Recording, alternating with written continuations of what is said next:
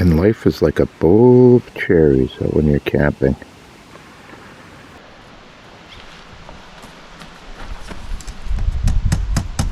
Let's get a bun. Hang on. Yeah, the side view, yeah. Give me a side view as well. Andy just tried to give it alcohol.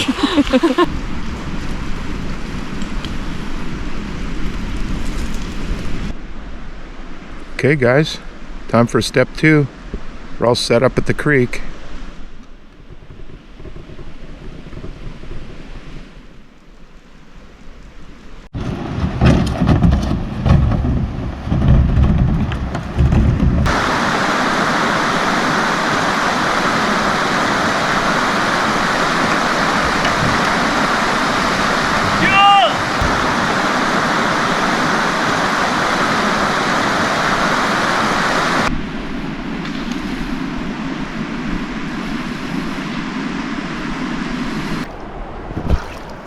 This is the latest in floating fun. Canopy over a floaty. Some kind of Maltese guy on there too. We have sail mode engaged. We have sail mode engaged.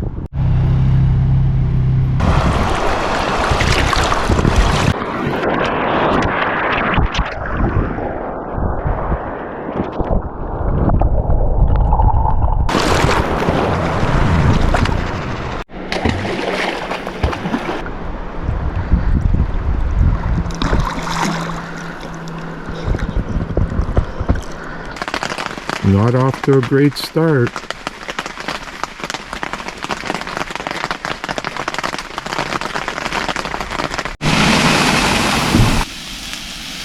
They weren't cooking as whole sausages, so we had to cut them up, and I've designed a little lid for the apparatus as well.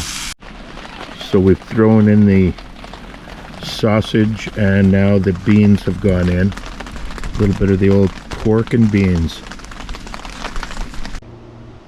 Beans and sausages and wieners and nacho chips. So I'm just going to crush this and see where this adventure takes us.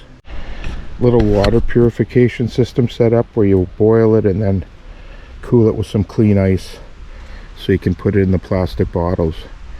It's water from the creek. We're trying to avoid beaver fever. Caramel almond milk, the cafe, and Crown Royal.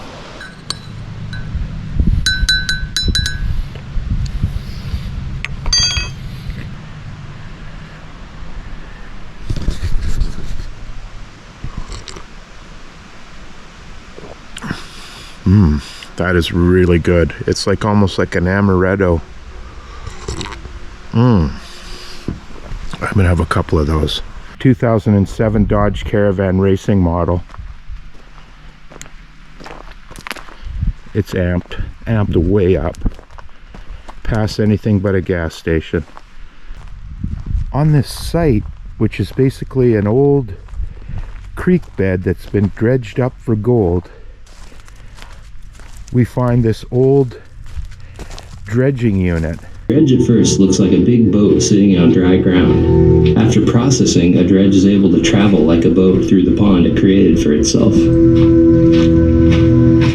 Before we begin, you might be wondering what exactly a dredge is. This dredge has a conveyor belt of buckets on the left, scooping up raw material. It then gets dropped into a filter which keeps gold-bearing rocks and pushes out the unwanted tailings through the stacker on the right.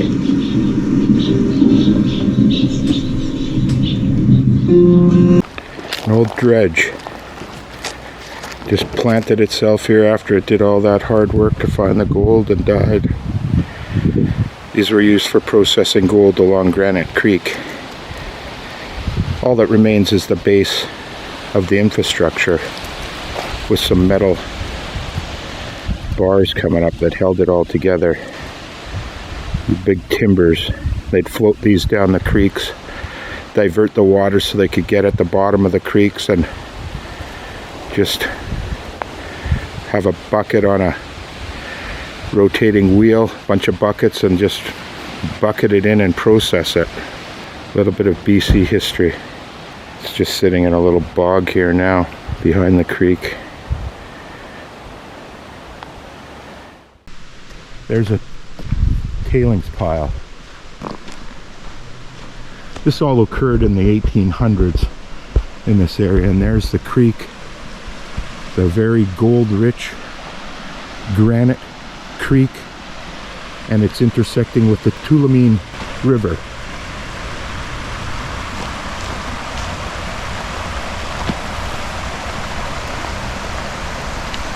Which is a beautiful little intersection here on the planet. Very low water. You can see all the exposed rock. Let's just go for a walk up this little, formerly a tributary, a diversion creek that the dredge used to divert water around so that they could get down into the material they were going after along the creek. And then it's all just overgrown here. Mother Nature took right back over.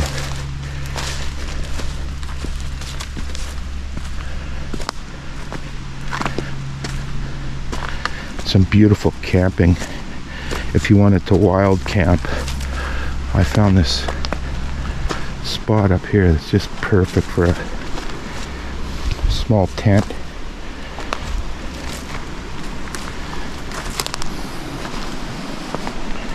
Right along Granite Creek.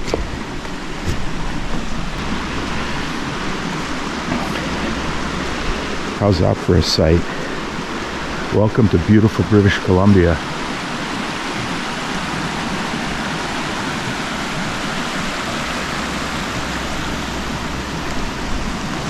Right along the creek.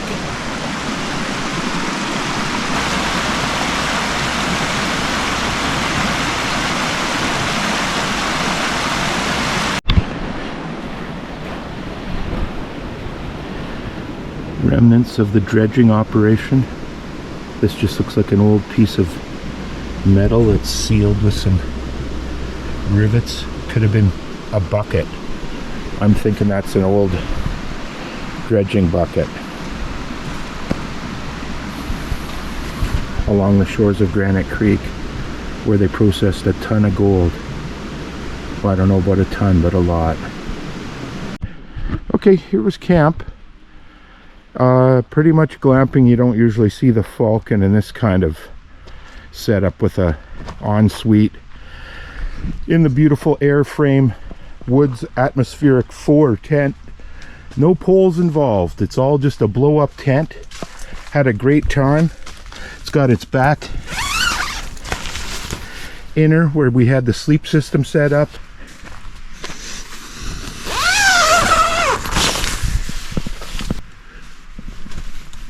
Toilet paper, Clorox. Inukshuk.